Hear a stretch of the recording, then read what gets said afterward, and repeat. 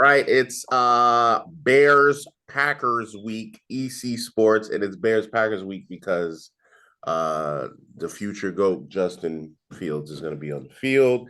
I don't know why Danny is wearing that whack ass hat, but good for him. And we have Ivan too. Why you come on, bro? Dude starts I crying. love catching strays. I love catching strays this early in the morning. No, it's great. This is great. So you guys are right. A two-game winning streak after the crying podium. Is that what it is? I would say, it was a two-game winning streak after the team came together. Yes. Yeah, Were they there's that. overtime games? They were like last second ones too, right? Well, yeah, they're both overtime. Yeah, both overtime games. Okay. Hey, finish a regular game and then we'll talk. Mhm. However, Yeah. we got I know, you guys are a little younger. Danny, you left us, but Bears Packers week is extremely important here. But since that is, we're going to close the show with that. But Danny, you have to talk about the story of the week. What do we have? World Uh, Cup, U.S., You Netherlands. know, it was the big lead up going into this World Cup game. We all woke up early. Well, for us, again, the West Coast guys, we're waking up at 6 to watch the pregame, to watch it at 7. It What was happened Wow. pregame? what's up? Is it a pregame just like an NFL pregame? They're just Yeah, it's like NFL Sunday, okay. basically, just like World Cup, and and and again, I said this last week. I've never been like a huge like, oh my God, USA soccer is amazing. It's just not our sport. I've always said that, but the improvement of this team was huge going into this game, beating Iran, tying with England, and then striking against Wales in the group stages. But in this knockout round, you're playing a Netherlands team that if you were to compare them to like an NBA team. Yeah. They are a ball movement machine that can just, they're very technical. They can strike at any time. They're very Spurs like when it comes to the movement. And what was that? Old school Spurs. Yeah, like old school Spurs. Like they just move the ball well. They all know how to pass, shoot, do everything, and they can bring it from anywhere. Defenders are bringing it up from back lines all the way up. USA, I'll give them credit. They fought throughout, and that's their thing. They're a pretty athletic team. They're young, they're youthful, they're all over the place, but their youth showed in this game. And I don't know if you watched it, a lot of gaps. Tyler Adams leaving gaps for Netherlands' best striker to have open lanes to shoot. They got beat on the same Oh, play. when Damn you near. say, because I'm still learning, when you Yeah, say go like ahead. gaps, are you basically saying like there is too much space in between him and the Yeah. ball? So if you look at I believe it was the first goal that Memphis Depay scored, who's on Netherlands, their best player. Mm. Uh, he's running up, and Tyler Adams, who's been all over the place in the World Cup, he just like there's like the line of space. Like in soccer, you just don't want to give up even an inch. You know what I mean? So he doesn't have a clear room to swing the leg and score. But again, USA showed their youth. They got beat on the same play almost 3 times. Mm. Um, but it was a good run because this team was built. Everybody says they don't have a true striker, they don't have a true scorer. Fine. They found ways to win, keeping games and staying games. And this is a team that's going to be very good, hopefully in 2026. And then in 2024, they got the Gold Cup or the CONCACAF, which is their conference, like the North America Cup. So they could probably have a really good chance to win that. You'll see steady improvements, and this team's going to be ready to compete in 26 in North America because FIFA World Cup will be in North America. Dude, the It's every 4 years, correct? Yes. World Cup, yeah. The most Yeah. important question is, did you have your clear glass coffee cup of cappuccino? I did have an espresso, yes, Okay, of espresso. course. All right. And it I was did have clear. my Uh, The it has to cup be a was clear clear. cap to see what it looks like. Yes. Okay. Yeah. Yes. Yep. hey, It's very Danny. European. Yes. Yeah, but like I said, if you're a true USA soccer fan, you should be proud of this team because of what they've done. Christian Pulisic, who was injured, came back because the last week he got hit in the pelvic area. Had a pretty bad contusion, but he was moving well. He almost had a chance to score. That was big. In the opening first 7 minutes, he had a really good chance to score for a rebound, and he wishes he probably had that one back to swing the whole game's momentum. But all in all, you come in. I think everybody came in with the expectation of it's going to be a game where it has to be a grind it out. And once Netherlands started putting the scores on, it was over from there. But again, So does this team that's put together now, do they play in the Olympics? or is that a whole Um, different situation? That's a whole different thing because a lot of those guys during the Olympics, a lot of the soccer teams don't bring their top guys unless like they're not in season for their Yeah. club. Like there's a lot of like the 18 to 20-year-olds who go and play, and sometimes we'll see like the like occasional veteran go and play. But I don't know how USA is going to construct a roster for the Olympics. So it's not like how we do with basketball, No, because of the season, right? Because soccer basically is almost all year round. yeah. And when they play in Europe, like the summertime, they're gonna probably be in club and all that. So And then they're Messi, probably gonna and then send I like their think youthful like backups to go and play and hopefully win them a gold medal. so with like Messi, because I'm an American like novice. With Okay. Messi, he's usually over in Europe or Yeah. something, right? But Yeah. now he's MLS where? Well, the rumor is he's gonna be coming to the Inter Miami, which is the So he's Miami. basically like transitioning to his retirement. I'm gonna go to Miami. Yes, this is like the career arc of a soccer player is like 18 to 23. They're like this sensational young superstar. And then like 24 to 30, they're like in their prime.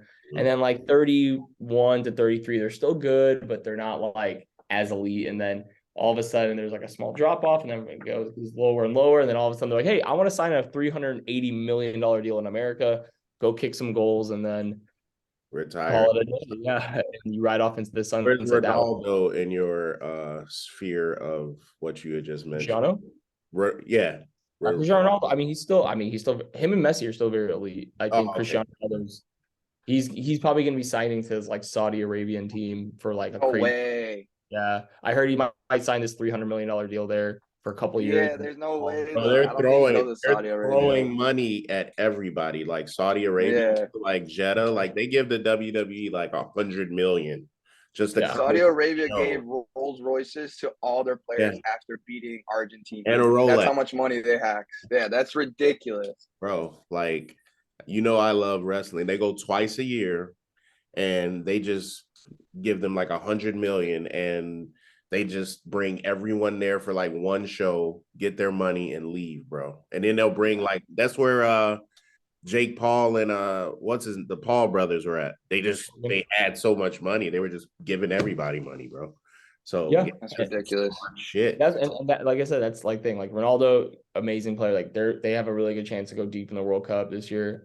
Is he still elite?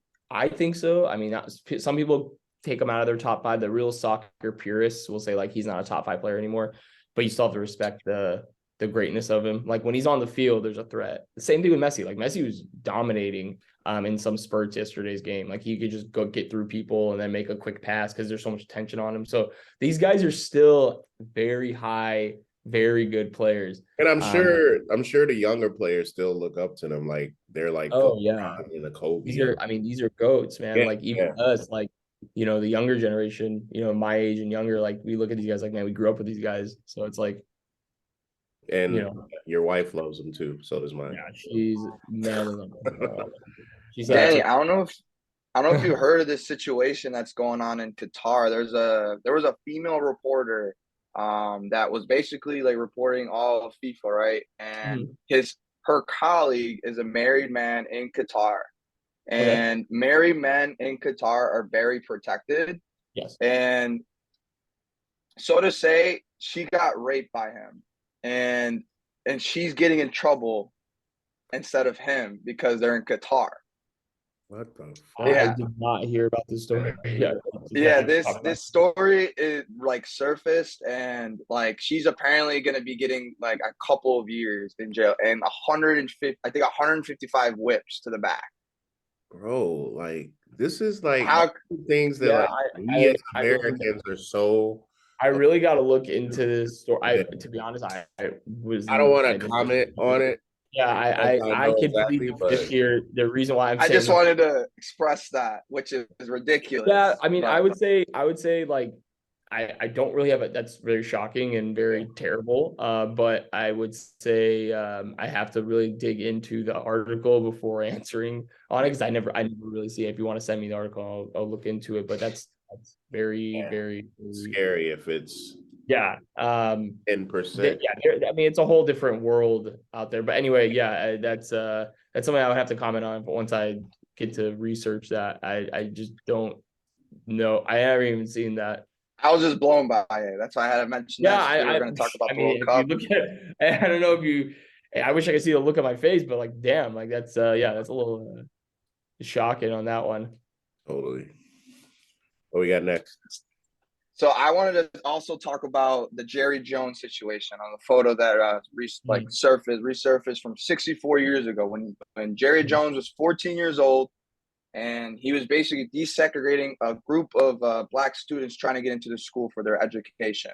I saw a interview by Stephen A. Smith that he was very fond of Jerry Jones, that he doesn't deserve this, and that basically, like, why are we bringing up something from 64 years ago? And I just wanted to get your guys' opinion. I don't necessarily agree with Stephen A. Smith. I think it's a very wrongful picture. It happened, but it's not okay. And the fact that he's an owner for the Dallas Cowboys, America's team, which your roster is predominantly black, and like he has yet to really kind of like, I think he might have apologized for the photo or whatnot, but regardless, that photo is obviously like very disturbing. Let's just say that. Yeah. I would agree with exactly what you're saying. I mean, 64 years, obviously in this situation, you have no control over it, but not commenting on it or not giving a piece about it as an owner and all that. And I get it. It is Jerry Jones. He is owner of Cowboys. He can do what he wants. But in this time age, when we're looking into things deeper, you should be able to talk about it, comment about it, and it is a wrongful doing. But in expressing that, and I do agree with you there.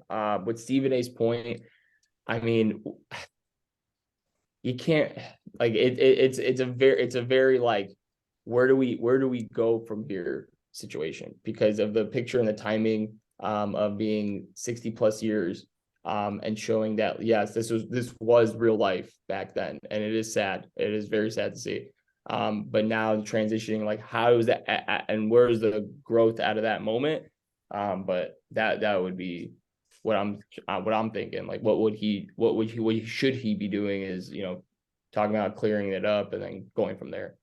Yeah, exactly. Yeah. Like I would figure the same way that Danny's saying. I heard the LeBron situation, questioning the media. It wasn't that specific media, but he was kind of like blanketing the situation as, you guys are speaking about Kyrie. Let's open up the topic about Jones. I don't think he was saying, oh, Jerry Jones is a this or that or the third, but he was saying, let's talk about everything across the board, which, I respect. I'm more of the notion of getting yourself in front of a camera and stating your situation at the time. I went to a school with predominantly 90% white guys. My mom at the time thought sending me to an all boys Catholic school was good for my discipline. I believe it did a lot for me in reference to discipline. Would I have rather been around girls and more Hispanic and Black and Asian and more multicultural? Absolutely. But as a Black male in the United States, I can't even fathom for you guys to understand what myself, my relatives, my ancestors have gone through. So it's a very, very touchy subject that if Jerry Jones, who I'm sure a lot of his players will back based upon his personality and the way he is with them, still has to answer to why the teenage Jerry Jones, who's the same guy, was in that photo, was in that situation, and and that's what he needs to do. He needs to answer to the fact of what the situation is and where he is now, and we'll go from there. But yeah, it's always a touchy subject when race is brought up, especially from people that you have no clue of. You never know what people think, man. You never know. Is this guy, the way he is, or, like with Sarver and Phoenix. I'm sure people didn't know that. Donald Sterling really didn't hide it much, but he got it. So it's a lot of stuff that goes on with it in this world, and hopefully it's answered immediately. So with football, as we segue into something a little more lighter, the Bears play the Packers. Aaron Rodgers, who I actually like, guys. I like Aaron Rodgers. I like his personality. People might look at me crazy, but he was on the Pat McAfee show and he said, yeah, I'm playing. It's going to be a great game going to the city I love, Chicago, get a big win, and this was like, um, and, Typically what he says. yeah, the Bears have been coy on Justin, and I believe it was Wednesday or Thursday where they finally said he was a full participant in practice and he's gonna go. If you guys are the Bears front office and head coach, you can't diagnose what's wrong with his shoulder, but do you let him play if he's 90% ready, or do you just say? That's a good question. It depends, what it is. I would say it depends on the willingness of Justin Fields. If he wants to go out and play, again, I want to see everybody wants to see the development of him. And if he's 90%, I would say tone it down on the direct snap runs and the QB read power runs and the lowering of the shoulder. And looking more, I think this should be more of a passing Justin Fields game more than I'm going to try to rush for 18 to 20 times Justin Fields game. And we should be able to see that if he's 90%, because I wouldn't want him just to be in open space and trying to boom people and run people over and do all that kind of things, because he's not sliding as much. He's taking a lot of contact. I would kind of limit that into the playbook and use more of your backs, get people in space, short yardage passes, and occasional deep shots. But with Fields being 90%, I think it just depends on his feel and is ready to go. But that's where I would go for that. And I'm not saying he's 90%. I'm just, hypothetically speaking. Oh, I mean, yeah, I would definitely say that then. I don't know. Then if it's not confirmed, I would say it's the decision between the team doctors and the medical team, and then Justin himself. If he can play, he can play. I mean, yeah, he's a young guy. I feel like he probably wants to play against his divisional rival, the Green Bay Packers. So it's good that they sat him last game so he could conserve some of his energy. But I would definitely agree on like limiting him on running, probably more sliding if he does run, just to so he's safe. But definitely don't want to be getting injured on this type of game. Have you guys watched like his last 3 weeks prior when he like kind of ascended? Have you seen the full games or? Yeah, he's full blasting out there. Yeah, because I don't really think Justin runs dangerously, so to speak. He's swifty. He's usually scoring because of his speed. I think that one run that everybody saw against Detroit was what everybody thinks, but like in Atlanta, he got hurt when he got like kind of slammed out of bounds, I believe. But even that, like I would even say, like you got to really be aware of your surroundings at that point when you're taking off. But don't you feel like he needs to play, if he's going to be out there, he should play the way he plays? Yes, he could. No, he definitely should. But I'm saying just limit the amount of times he's actually getting carries. Like if he's your QB of the future, I would really want to see him like dissect the defense and go like 22 or 27. Like I don't want to see him throw 14 passes. Like so it's funny because I was listening to the radio and you know how they feel like the guys in Chicago sound. There's a few people that called in. They're like, we like Fields, but he needs to be more of a pocket passer. I don't need him running. I'm not even saying just a traditional pocket passer. Put him over at the receiver like we did Cordell Stewart. Get Peterman in, and he's a more of a pocket passer. That's what they were saying.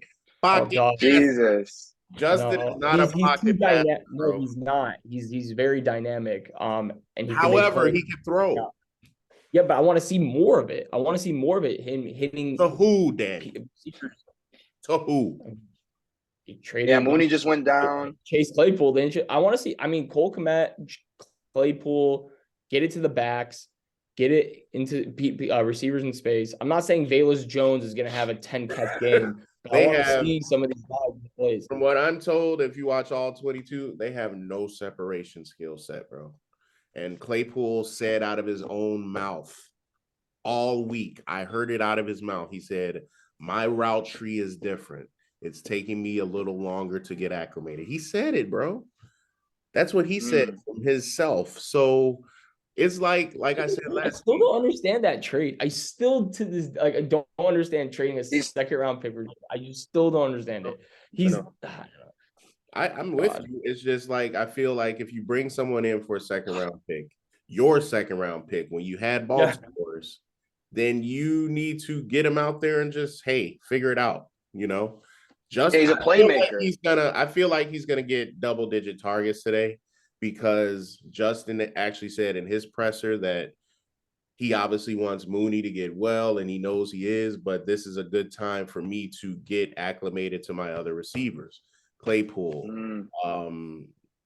Honestly, I think that's about it.